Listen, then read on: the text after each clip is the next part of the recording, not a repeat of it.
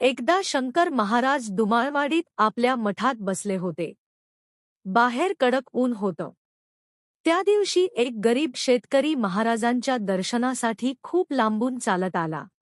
उपाशीपोटी, तहानलेला, अंगावर फाटकी कपडे, पण मनात फक्त एकच ओढ, महाराजांचं दर्शन झालं पाहिजे. मठात पोहोचताच तो दारातच थांबला.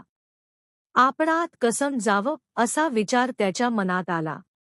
तेवढ्यात महाराजांनी आतूनच हाक मारली, "अरे भक्ता, दारात का उभा आहेस? आत ये." तो चकित झाला. महाराजांना कसं कळलं? तो आत गेला. महाराजांनी स्वतः त्याला पाणी दिलं, अन्न वाढलं आणि प्रेमाने डोक्यावरून हात फिरवला. महाराज म्हणाले, "देह गरीब असू शकतो, पण भक्ती श्रीमंत आहे." त्या शेतक्याच्या डोळ्यांतून अश्रू वाहू लागले. त्याने आपली व्यथा सांगितली, पीक वाया गेलं, कर्ज वाढलं, घरात अन्न नाही. महाराज शांतपणे हसले आणि म्हणाले, "चिंता करू नकोस. भक्त कधी उपाशी राहत नाही." तो निघून गेला.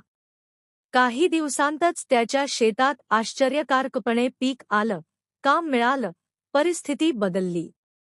पण त्याहून मोठा बदल त्याच्या मनात झाला. अढळ.